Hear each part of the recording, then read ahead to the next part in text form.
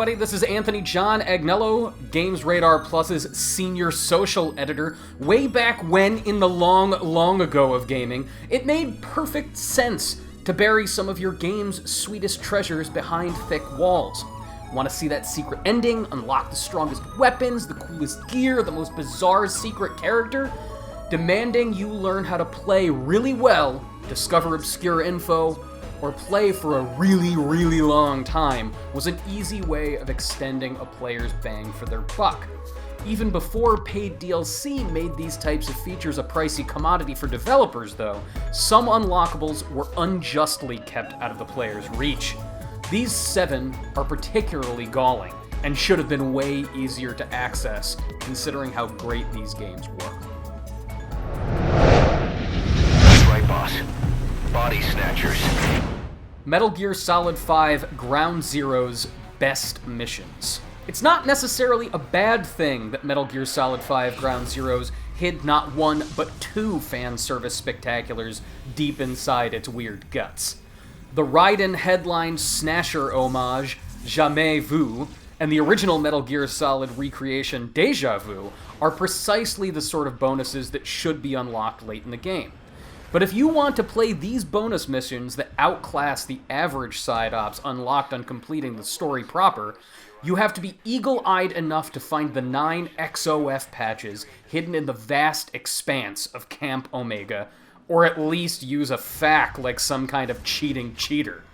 If you know where to go, it only takes a matter of minutes, but really, this just should have come up in the normal progression of the game.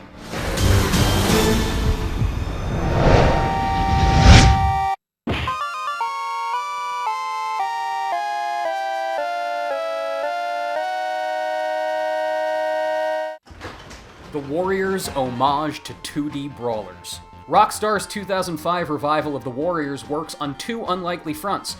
It's both a great game based on a movie, and it has a bonus minigame that's actually awesome.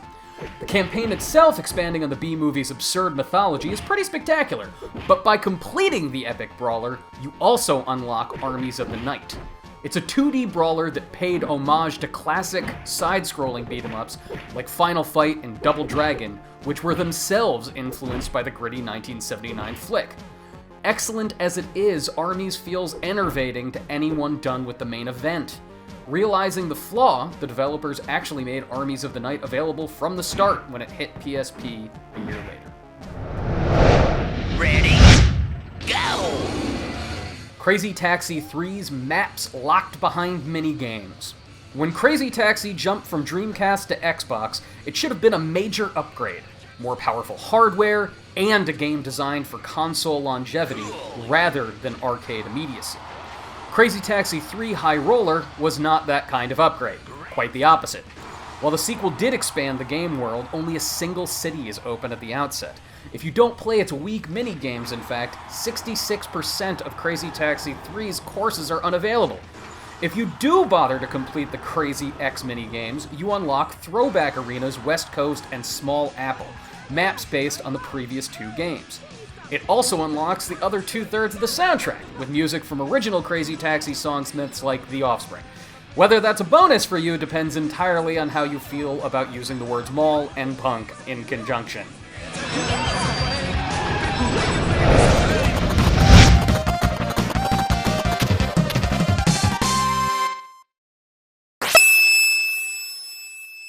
Ninja Gaiden, Xbox's deeply hidden original NES trilogy. Ninja Gaiden fans know and respect the masochism that is part and parcel with the series. When it came out after a prolonged series hibernation in 2004, for the first time in 3D no less, the gaming public didn't know just how hard it would be. Including the original 2D trilogy was a nice way to ease skeptical Legacy fans into the new experience. At least that would have been the case if those games were in any way accessible. Instead of making the classics unlockable for finishing Gaiden, itself a Herculean task, you have to undergo some weird trials to get each game one by one. The first is the highest mountain to climb. You have to find 50 golden scarabs deviously hidden throughout the entire game. Even after you unlock them, you have to jump through more hoops. They're only playable at main character Ryu's safe house. We get it, Ninja Gaiden. You're hard and weird. Enough.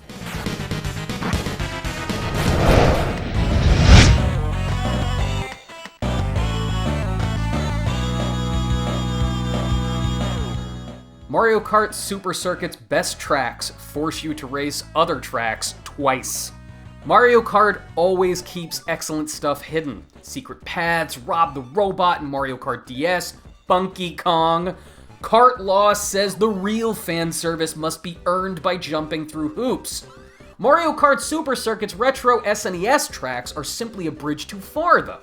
The Game Boy Advance Racer's extra cup tracks in Super Circuit require so much work to reach.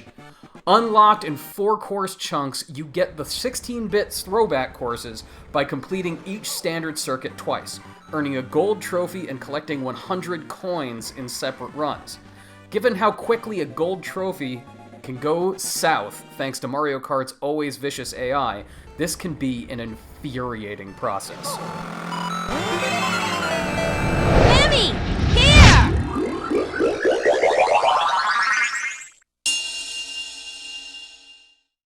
Jammer Lammy's Hidden Parappa sequel. Nana Onsha's late 90s music games are built on indefatigable positive messaging.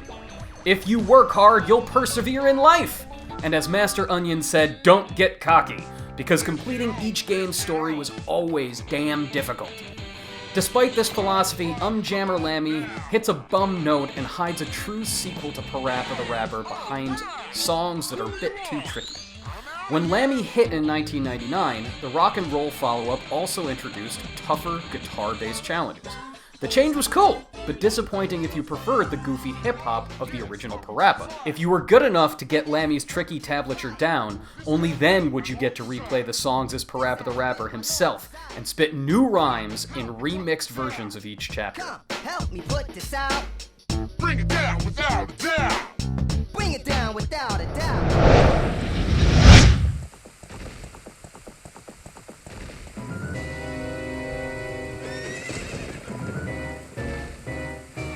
The Legend of Zelda Ocarina of Time 3D's needlessly blocked off Master Quest. Hiding the original second quest after the conclusion of Legend of Zelda was perfect in 1987. A remixed adventure deviously laid out to defy everything you learned the first time through? That's the ideal way to keep an already fascinating game locked in the brain. The original Legend of Zelda is a very, very different and much shorter game than its sequel Ocarina of Time, whose Master Quest was dumbly locked away in the game's 3DS remake. Ocarina of Time 3D's visual upgrade and streamlined controls make the classic worth a second playthrough nearly 2 decades after it first came out, even for people that played it a bunch. But most returning fans never got to play the Master Quest when it first came out on a limited edition GameCube bonus disc.